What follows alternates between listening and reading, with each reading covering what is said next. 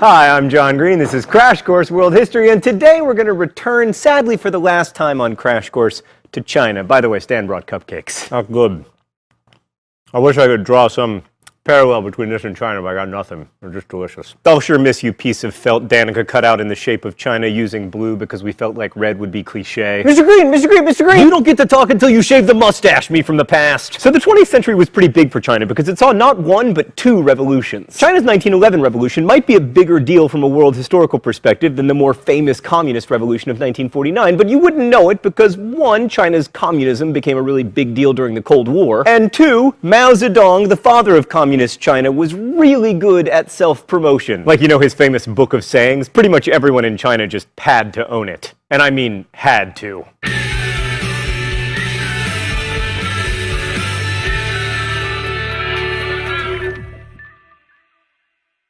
So as you no doubt recall from past episodes of Crash Course, China lost the Opium Wars in the 19th century, resulting in European domination, spheres of influence, etc., all of which was deeply embarrassing to the Qing dynasty and led to calls for reform. One strand of reform that called for China to adopt European military technology and education systems was called self-strengthening, and it probably would have been a great idea considering how well that worked for Japan. But it never happened in China. Well, at least not until recently. Instead, China experienced the disastrous anti-Western Boxer Rebellion of 1900, which helped spur some young liberals, including one named Sun Yat-sen, to plot the overthrow of the dynasty. Oh, it's already time for the open letter?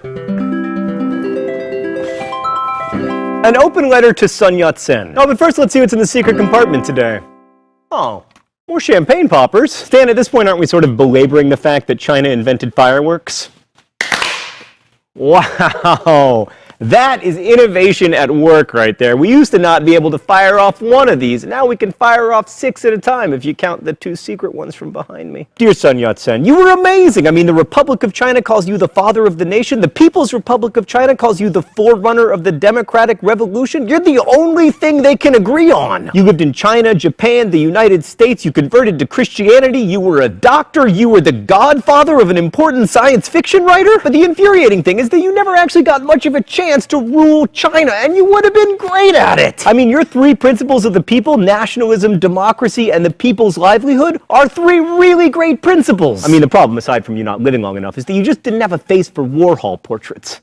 It's too bad. Best wishes, John Green. So the 1911 revolution that led to the end of the Qing dynasty started when a bomb accidentally exploded, at which point the revolutionaries were like, we're probably going to be outed, so we should just start the uprising now. The uprising probably would have been quelled like many had before, except this time the army joined the rebellion because they wanted to become more modern. The Qing emperor abdicated and the rebels chose a general, Yuan Shikai, as leader, while Sun Yat-sen was declared president of a provisional republic on January 1st, 1912. A new government was created with a senate and a lower house, and it was supposed to write a new constitution. And after the first election, Sun Yat-sen's party, the Kuomintang, were the largest, but they weren't the majority. So Sun Yat-sen deferred to Yuan, which turned out to be a huge mistake because he then outlawed the Kuomintang party and ruled as dictator. But then when Yuan Shikai died in 1916, China's first non-dynastic government in over 3,000 years completely fell apart. Localism reasserted itself with large-scale landlords with small-scale armies ruling all the parts of China that weren't controlled by foreigners. You might remember this phenomenon from earlier in Chinese history. First during the Warring States period, and then again for 300 years between the end of the Han and the rise of the Shui. So the period in Chinese history between 1912 and 1949 is sometimes called the Chinese Republic, although that gives the government a bit too much credit. The leading group trying to reform China into a nation-state was the Kuomintang, but after 1920, the Chinese Communist Party was also in the mix. And for the Kuomintang to regain power from those big landlords and reunify China, they needed some help from the CCP. Now, if an alliance between communists and nationalists seems like a match made in hell, well,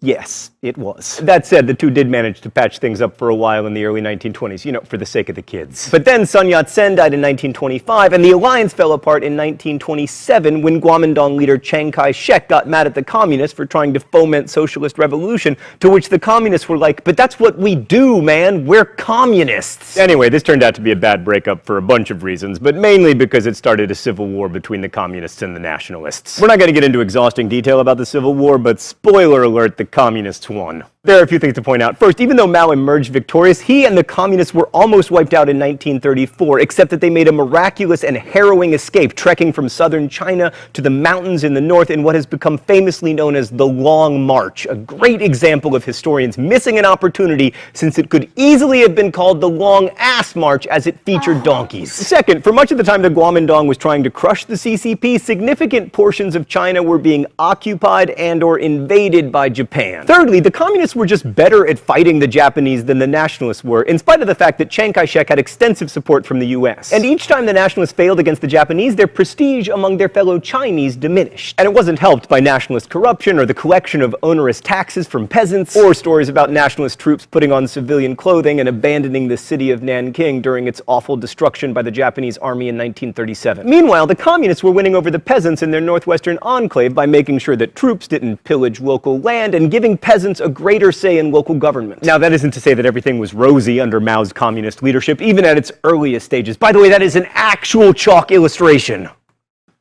Very impressed. In a preview of things to come, in 1942, Mao initiated a rectification program, which basically meant students and intellectuals were sent down into the countryside to give them a taste of what real China was like in an effort to re-educate them. We try to be politically neutral here on Crash Course, but we are always opposed to intellectuals doing hard labor. But anyway, within 4 years of the end of World War II, the communists routed Chiang Kai-shek's army and sent them off to Taiwan, and these military victories paved the way for Mao to declare the People's Republic of China on October 1st, 1949. So once in power, Mao and the PRC were faced with the task of creating a new socialist state. And Mao declared early on that the working class in China would be the leaders of a people's democratic dictatorship.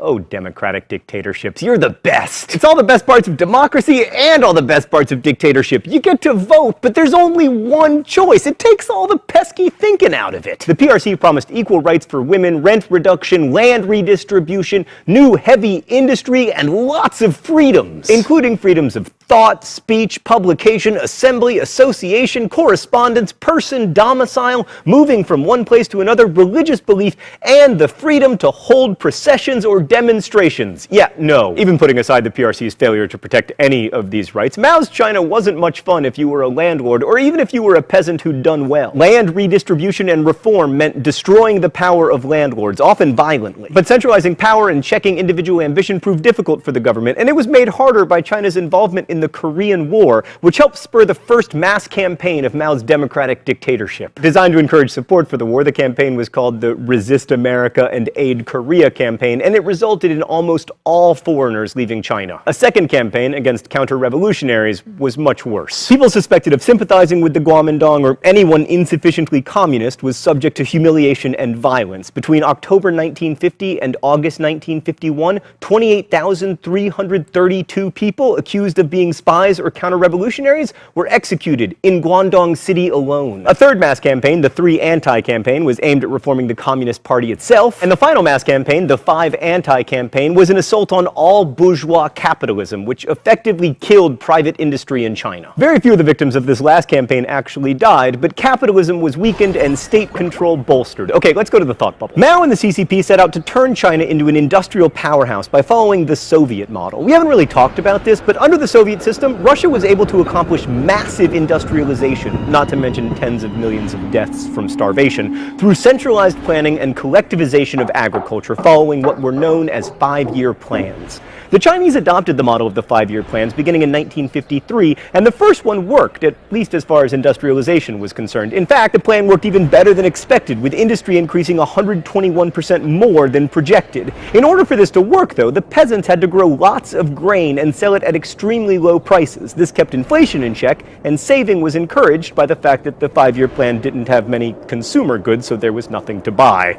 For urban workers, living standards improved, and China's population grew to 646 million. So far, Mao's plan seemed to be working, but there was no way that China could keep up that growth, especially without some backsliding into capitalism. So Mao came up with a terrible idea called the Great Leap Forward. Mao essentially decided that the nation could be psyched up into more industrial productivity. Among many other bad ideas, he famously ordered that individuals build small steel furnaces in their backyard to increase steel production. This was not a good idea. First off, it didn't actually increase steel production much. Secondly, it turns out that that people making steel in their backyard who know nothing about making steel make bad steel. But the worst idea was to pay for heavy machinery from the USSR with exported grain. This meant that there was less for peasants to eat, and as a result, between 1959 and 1962, 20 million people died, probably half of whom were under the age of 10. Jeez, Thought Bubble, that was sad. And then in happier news came the Cultural Revolution. Just kidding, it sucked. By the middle of the 60s, Mao was afraid that China's revolution was running out of steam, and he didn't want China to end up just a bureaucratized police state like, you know, most of the Soviet bloc. And the Cultural Revolution was an attempt to capture the glory days of the revolution and fire up the masses. And what better way to do that than to empower the kids? Frustrated students who were unable to find decent, fulfilling jobs jumped at the chance to denounce their teachers, employers, and sometimes even their parents, and to tear down tradition, which often meant demolishing buildings and art. The ranks of these Red Guards swelled, and anyone representing the so-called four olds, old culture, old habits, old ideas, and old customs, was subject to humiliation and violence. Intellectuals were again sent to the countryside, as they were in 1942. Millions were persecuted, and countless historical and religious artifacts were destroyed. But the real aim of the Cultural Revolution was to consolidate Mao's revolution, and while his image still looms large, it's hard to say that China these days is a socialist state. Many would argue that Mao's revolution was extremely short-lived, and that the real change in China happened in 1911. That's when the Chinese Republic ended 3,000 years of dynastic history and forever broke the cyclical pattern the Chinese had used to understand their past. I mean, at least in some senses, those nationalist revolutionaries literally put an end to history. That sense of living in a truly new world has made many great and terrible things possible for China. But the legacy of China's two revolutions is mixed at best. China, for instance, made most of the camera we're using to film this video, and China made most of the computers we use to edit it. But no one in the People's Republic of China will legally be able to watch this video, because the government blocks YouTube. Thanks for watching. I'll see you next week. Crash Course is produced and directed by Stan Muller. Our script supervisor is Meredith Danko. Our associate producer is Danica Johnson. The show is written by my high school history teacher, Raoul Meyer, and myself, and our graphics team is Thought Bubble. Last week's phrase of the week was disco golf ball. If you want to guess at this week's phrase of the week or suggest future ones, you can do so in comments, where you can also ask questions about today's video that will be answered by our team of historians. If you like Crash Course, make sure you've subscribed. Thanks for watching, and as we say in my hometown, don't forget to be awesome.